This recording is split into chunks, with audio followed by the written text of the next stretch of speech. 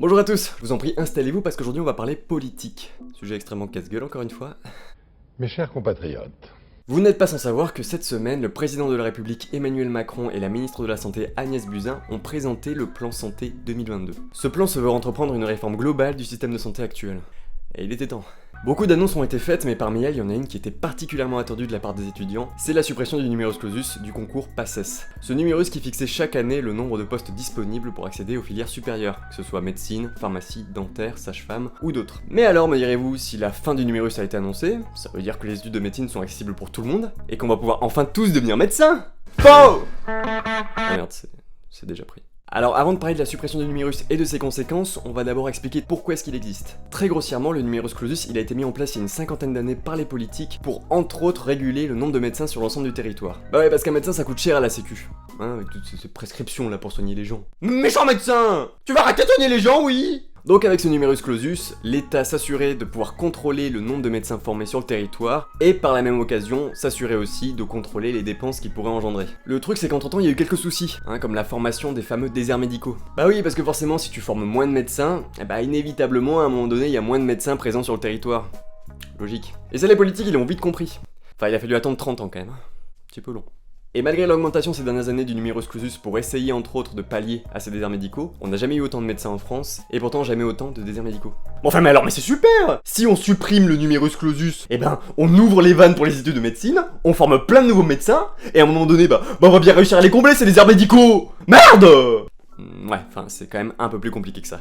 Déjà faut savoir que pour former un médecin c'est minimum 9 ans. T'es pas grand-père à la fin de tes études mais presque. Donc avant d'avoir le recul nécessaire pour savoir si potentiellement on peut arriver à combler les déserts médicaux avec ces nouveaux médecins, c'est pas avant 2030. Là normalement je serais peut-être un grand-père, je sais pas. Et surtout il est très peu probable que les études de médecine deviennent une filière open bar. Tout simplement parce qu'il y a un petit truc qui je pense va pas évoluer tout de suite, c'est les capacités de formation des universités. Bah ouais ça fait quand même 50 ans que les gars ils ont leur quota de médecins à former fixé par le numérus, donc vous pensez pas que les mecs en 2 ans ils vont avoir les moyens d'en former 5 à 10 fois plus. Enfin si, ils pourraient, mais pour ça faudrait de l'argent quoi. De l'argent à l'université. Parce que c'est bien gentil que sous couvert de bienveillance, notre ministre veuille absolument arrêter ce gâchis qu'est la première année en supprimant le numerus clausus. Sauf que attention, spoiler, la sélection elle se fera toujours, d'une manière ou d'une autre. Putain mais t'es relou là, je voulais pas me faire spoiler. Ah merde, désolé. Et donc pour sélectionner les personnes qui pourront accéder aux filières supérieures, il y a déjà plusieurs pistes qui ont été envisagées. Déjà l'idée a été évoquée par les politiques de déplacer le concours de première année en le mettant en 3ème année. LOL! Mais quelle bonne idée! Bah oui, comme ça les personnes qui n'auront pas leur concours au bout de la 3ème année auront au moins une licence de médecine pour pouvoir se réorienter. Génial! Bah écoutez, merci beaucoup, ça me fait vraiment plaisir d'avoir cette licence de médecine. On m'aura fait croire pendant 3 ans que j'aurais pu devenir médecin, mais bon, le destin en a décidé autrement, je dois me réorienter. Mais bon, au moins avec cette licence de médecine, ça m'offre de belles perspectives, donc je suis très heureux. Ah bah non, c'est une licence comme les autres en fait.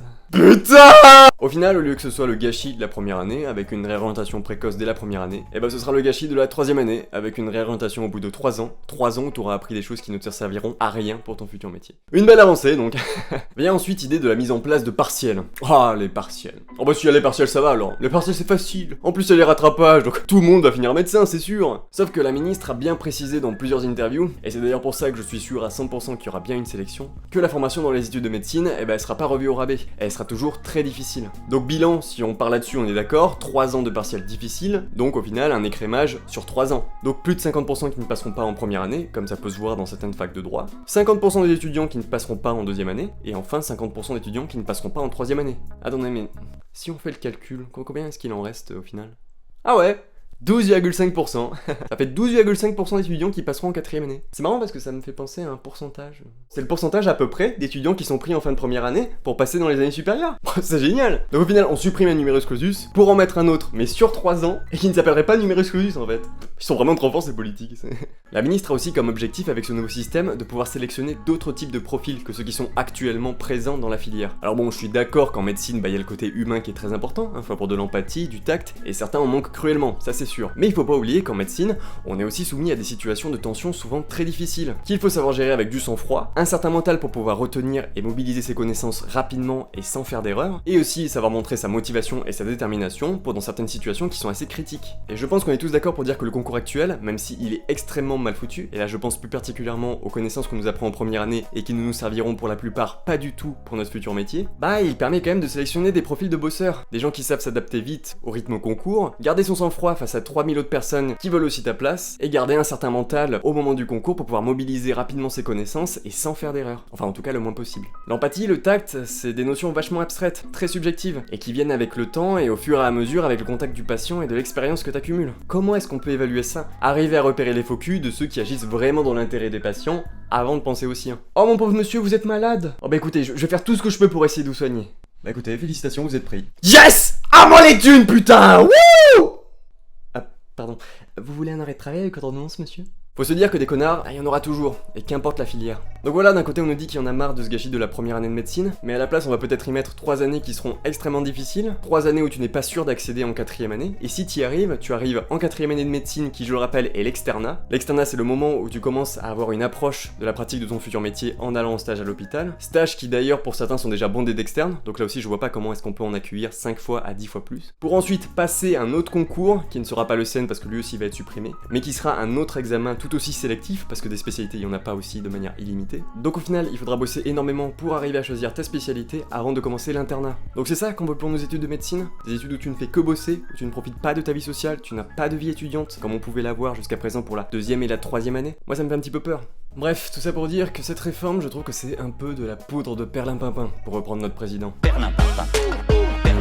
Moi j'attends toujours une vraie réforme sur nos études de médecine, parce que je suis d'accord, il y en a marre de ce gâchis. De ce gâchis de personnes qui à la base veulent juste aider et soigner des personnes, et qui finissent par ne faire que bosser pendant leurs études, jusqu'à déprimer, peut-être abandonner parce que c'est trop difficile, voire même se suicider à cause de ça. Et c'est là je trouve qu'est le vrai problème. Donc c'est bien beau de vouloir supprimer le numerus clausus, mais si on n'améliore pas les conditions de formation de notre filière, ça ne change rien. On aura toujours des médecins malheureux dans leur métier, avec certains qui préfèrent ne même pas exercer à la fin de leurs études. Et ils sont 25% d'après le conseil de l'ordre des médecins. Et là c'est vraiment du gâchis.